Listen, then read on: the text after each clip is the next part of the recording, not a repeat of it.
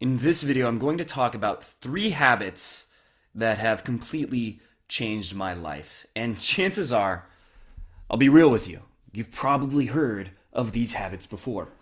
You've probably heard people tell you to engage in these habits, that they're very powerful, that they're important, but you're also probably not doing them. There's statistics I can cite to prove that. And in this video, it's not so much about the novelty of the habits, the special secret habit that you've never heard of. Woo! That's what gets people to click videos. Sadly, that's the part of our mind. It wants to be hyped. It wants novelty. But this is about what is actually going to change your life. This is what is going to actually get you results. Instead of focusing on some new hype idea, I'm going to explain why these habits are so important, so consequential, so transformative that hopefully after watching this video, you will actually have enough emotional leverage to start doing them, to start making them part of your life, as opposed to being one of the many people who's heard of these things, but thinks, I don't really need that. Or I've tried, but I just couldn't get into it. It just wasn't for me. The first one is reading. And that one's pretty obvious.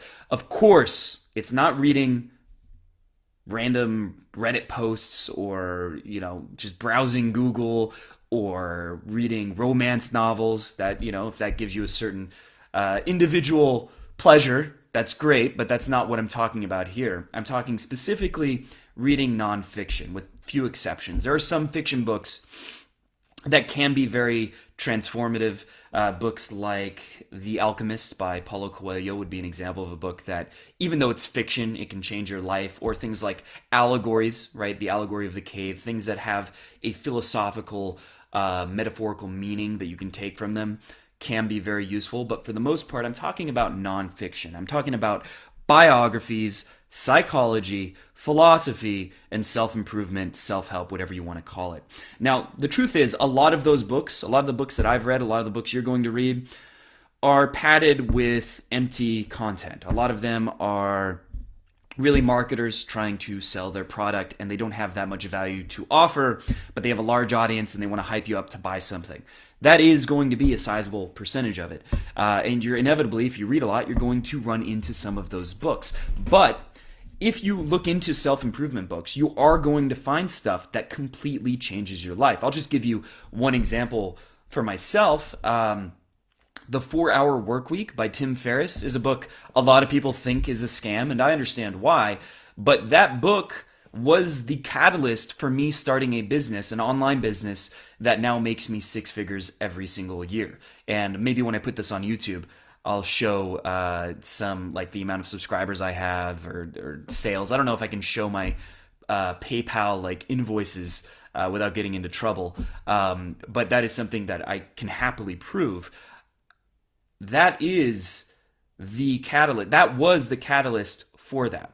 And then that led me down a rabbit hole to reading a number of other books by people like Gary Vaynerchuk, Crush It, books like Dot-Com Secrets by Russell Brunson. And some of these did have a marketing angle, but still had tons of value and allowed me to make an online business. I didn't know what to do, and they gave me the guideline I needed to be able to succeed in doing that. And it was reading and reading and learning. Also blogs, those helped as well, other sources of information. But ultimately, it was reading that gave me the seed of the idea, kind of like the movie Inception. It gave me the seed of the idea that this was a possibility. It wasn't something my friends or family or anyone would tell me about. In fact, when my father, when he saw me reading The 7 Habits of Highly Effective People in high school, he's like, "What kind of BS has your mom gotten you into? What is this trash?" He thought the idea was just ridiculous. And it turned out he really needed self-improvement himself. That resistance was a reflection of was projection, right? And self-improvement is not the norm. The norm is honestly self-destruction. It is entropy. It is falling apart over time. But when you're reading a book, you're reading someone you're taking in someone who has put years into a subject, putting their best selves forward. You're getting the most condensed form of knowledge that has often been accumulated over an entire career, and when they're writing, they're at their highest state of consciousness. So you can get tens of thousands of dollars, millions of dollars of value from reading one book in some cases. Other books, let's be real, you'll get no value. Some books that I've read, some self-improvement books, no value whatsoever. They are in fact bad. They are not useful. However, the majority of the ones that have tens of thousands of reviews, I have found to be good or useful, at least in some way. There's exceptions, like The Secret, for example. I'm not a big believer in The Secret being more than a hype machine. There are other books about visualization that are much better, in my opinion. Although it still has a good core idea in it that can be helpful. Still, reading books can absolutely transform any area of your life. If you want to make more money, go down that rabbit hole of starting an online business or starting whatever kind of business you want to start. Read business books, read a whole catalog. I've been reading, a couple hundred pages a day. And that not only does it give you the tools you need, it gives you inspiration. It gets your creativity working. It gets your mind spinning with ideas of what you could do, and that it basically activates dopamine that makes you want to take more action as well. Now, you could use reading as a productive procrastination method. I've done that in the past. So if you're reading about how to get into better shape and you're not going to the gym, you need to be aware that you are making a mistake, that is not going to help you. However, if you're reading about how to get in shape and then you're implementing the techniques as you read them and trying them out and seeing what works, seeing what doesn't, then it can completely change your life. So reading has made an absolutely incredible difference in the quality of my life, probably more than anything else I've done. Making a habit of reading nonfiction books. Biographies are very useful because you can see inspirational tales of how someone went from a nobody to being completely successful. You can see that they're flawed human beings and get a better understanding for greatness. Psychology books written by actual scientists tend to be useful because they're well researched and they have a lot of evidence, but a lot of times just normal self-improvement books, some of them are the most useful even though they're not backed by a degree. It really depends. With that said, let's talk about the second habit, and that one is meditation. Meditation is something that we've all heard of. We've all been told by someone it's a good habit to take on, but almost no one sticks to it. The reason being is when you try meditation, you try sitting down, maybe you listen to a guided meditation, maybe you hear someone explains how to do it and you try it. It's stressful. It's frustrating. You keep hearing these thoughts in your mind. You think, I can't meditate. I'm incapable of focusing. I'm too ADD. It's just not going to work for me. That's what people almost always say when I bring up meditation. They're like, yeah, I tried that, but that's not the point. That's actually how you know you need meditation. It's just like if you can't run for, an eighth of a mile without getting exhausted, that's how you know you need physical exercise. So if you can't meditate without focusing for more than 10 seconds at a time, that's a sign that your mind is constantly in a state of distraction. And the modern world has made meditation more crucial than ever because we are constantly being distracted. We are taught by our smartphone notifications, by Instagram feeds, by all these things that are giving us unexpected, unpredictable stimulation at all times to not be here, not be in the here and now, and not to experience what's happening as it happens. And that state of distraction causes anxiety. It can cause depression. It can cause, and I'm not saying this as a doctor or something, as a diagnosis, but I have found they're very strongly related. And there is a lot of evidence that meditating is one of the best ways to reduce things like anxiety and stress and to improve concentration, willpower, self-esteem, all these positive things, even creativity. There have been many neurological studies, not just psychology studies, but actual neurology studies using fMRIs to show the effects that meditation has in the brain. And they show things that the areas in the brain associated with things like concentration, they increase in activity and become stronger, and areas associated with negative things like anxiety and fear become weaker. This has been done time and again. And those results match to people's self-reports of the effects they get from meditation. So that is, in terms of psychology, that is about the strongest evidence you can get that something is effective, that it's not just a correlation, that there may be an actual causation. That's about as strong as it can get within that field, which is a notoriously difficult field because there's always a million different variables at play, and it's hard to say what causes what. Is something connected causally, or are they just related, but maybe it's the opposite way? Like with depression, is depression caused by the fact that you have lower serotonin when you're depressed, or do you get lower serotonin because, say, something a tragedy happens, right, and you have a traumatic event, and now that causes the lower serotonin? So it could be either way. And at least with these meditation studies, nothing is 100% proven in really any science, but especially psychology, but it is very powerful evidence. And anecdotally, my own experience has been that it has greatly increased my ability to focus, to cope with anxieties, reduce my anxiety. It has given me spiritual experiences that are more profound than anything I've had in my life previously, and it took a while to get there. The results are not immediate. The results take time to accumulate, and they are subtle, and they happen in the background, but you start to notice them. You start to have these experiences of gratitude, of extreme bliss that I never had before. There was a period where I was meditating a good hour a day, and it's very likely, at least, that those two are strongly connected. So meditation is extremely powerful. It's something that we've all heard is a good idea to do, but it's also very easy to ignore because your first experiences with it will likely be stressful. But that's normal, and that's the sign that you should be doing. If you can do it effortlessly, if you can hold your concentration for 10 minutes straight without diving into thoughts, well, then you're already, world class. That's great, right? You're on another level. You're probably enlightened.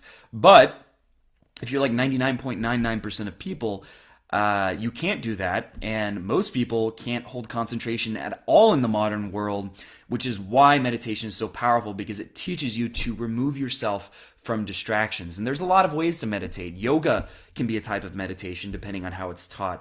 There's walking meditations where instead of just meditating sitting down, you actually experience nature and you focus on all sensations. You focus on smells, sights, sounds, and just notice whenever you have a thought about the past or the future or whatever, you notice it. Like right now, oh, my neck hurts a little bit from the stress of talking to the camera. I notice it, I'm aware of it, and then I move on. You're not trying to get rid of these thoughts, you're just aware of them. That's the key distinction. A lot of people think meditation is about clearing away all thoughts, and if you don't do that, you're not meditating. You're actually meditating whenever you realize that you're in the future, you're in the past, you're in some kind of thought. Being aware of it, that is the moment where you're making progress. It's not whether the thought goes away or not. It tends to fade away after you notice it, but it's not about that. It's about noticing that you're thinking. It's not about preventing thinking or fighting thinking. It's about building the muscle of awareness, which will help you concentrate for other things like reading, like focused work, like anything that requires discipline. It will help you do those things as well, and it will help you enjoy everything in life more because you can really suck it all in. You can experience the whole of what is happening as opposed to being half here and half there, half in your mind. And my recommendation is, if you want to start meditating, make sure to download some kind of guided meditation app, like Calm is the one I use. I've also used Headspace. There are many others that are considered to be very good, but just download one of those apps and follow the guided meditations to understand what meditation is really about, how it works, and how to do it effectively, so that any misconceptions or preconceived notions you have about it can be dispelled and that you can make it a real habit. I would just commit to try for at least a month or two, do at least a 30-day program or a 60-day program, and see if it has any effect on your life. It'll only take 5-10 minutes a day to do that, and it could really transform your life and change your experience of everything. So that is the second habit that I highly, highly recommend. The third one is visualization.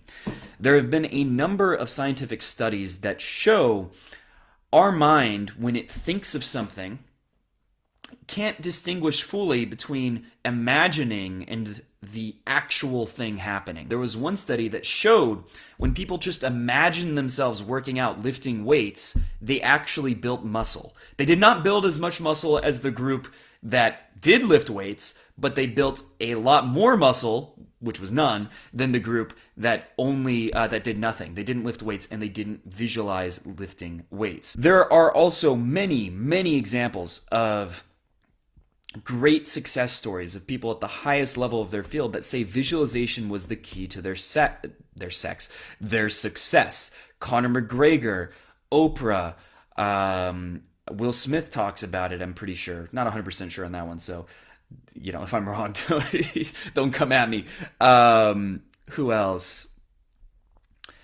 Jim Carrey talks about it. Michael Phelps talks about it. There is a long list of people at the highest level of their craft that say visualization was a keystone to their success. It is one of the things that made the difference between failure and success. And in Conor McGregor's case, he would talk about seeing the knockout happen. He would see how the fight would unfold before it happened. He would visualize it time and time again. And oftentimes, it would actually end the exact way he saw it happening, as in the case of the Jose Aldo fight there, where he knocked him out in, 13 seconds or something. And he also would visualize living in a mansion, having an amazing car, having the kind of life he wanted. And he would do this on a daily basis. And this is something that a lot of people say is spiritual. They say, oh, there's this mystical power that maybe. I don't know. I have no way to know. That can't be verified or disproven.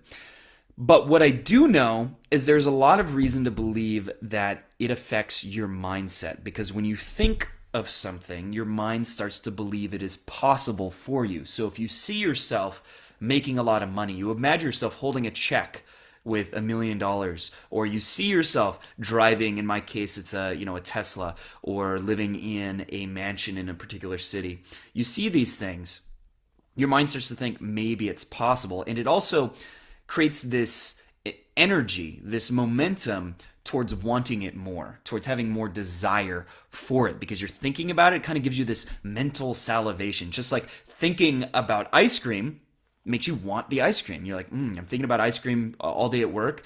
And then what are you going to do when you get home from work?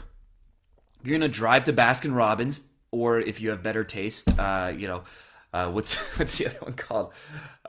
Some other ice cream place.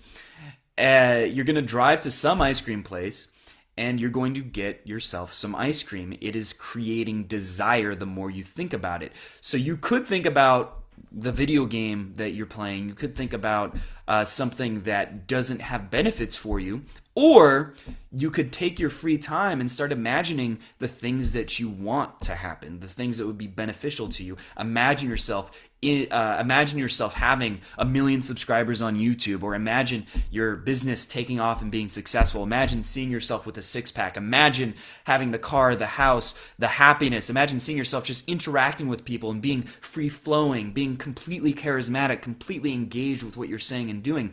Just visualize whatever it is you want to happen in your free time, and just put a little bit of effort instead of thinking about the normal negative things or lower consciousness things that you might normally think about, and put a little effort to moving towards these things, and you'll find that you just have this magnet towards wanting to achieve more. This by itself doesn't solve all your problems, but I have found it to be incredibly useful, anecdotally speaking, and based on just the sheer amount of successful people who say visualization has changed their life. There is good reason to believe that it is powerful. And look, you could do this before you go to sleep for like 5 minutes every night. It's not taking a lot of your time. It's not taking a lot of your energy. Worst case scenario, it doesn't help. Okay. But if it does have even a slight benefit, it is absolutely worth the time investment. And the same thing here as with meditation. Commit to doing it for a month or two, 30 days, 60 days, every day. After that, if you don't like it, you can stop. But just make that commitment and see what happens. Experiment with it. These things take more than 1 or 2 days to have an effect. So just going with that, like, oh, it sounds like a good idea, and trying it while you feel like it is not likely to lead to real tangible results. But just commit. I'm going to try this 5 minutes a day for 2 months. 2 months. That's all I ask of you. Just make that commitment and see what happens. You might be surprised by how much it changes your life. And the same goes with meditation, and the same goes with reading. If you want a guide for like how to build good habits, the best thing I've come across is Atomic Habits by James Clear, and that's about making very small habits, small goals that you do every day that are easy to stick to. So instead of I have to read 100 pages a day, I'm going to read at least a minute a day. And then after you read that first minute, you're probably going to keep reading because you already started, and starting is the hardest part. So with any of these habits, that would be my tip for getting started, for making them a real part of your life. I'll probably link the book in the description below so you can check it out. But with that said, I hope you enjoyed this video. I hope you found it helpful. I hope that it went a little bit deeper and was more useful than the average self-improvement video that talks about some 1% thing that gets you hyped but isn't genuinely transformative. So if you found this video to be useful at all, make sure to subscribe to the channel, make sure to hit the bell button so that when I put out a new video, you do get notified, and share the video, because if it helped you, it might help someone else, and that takes 2 seconds of your time, and all this video has to do is improve one life for the better. And if you help do that, that's, I think, a really cool thing that you can do for just a few seconds of your time. And if you didn't like it, look, leave a negative comment in the description below explaining that I don't know what I'm talking about or whatever. I would appreciate any feedback, critical or positive. With that said, until next time.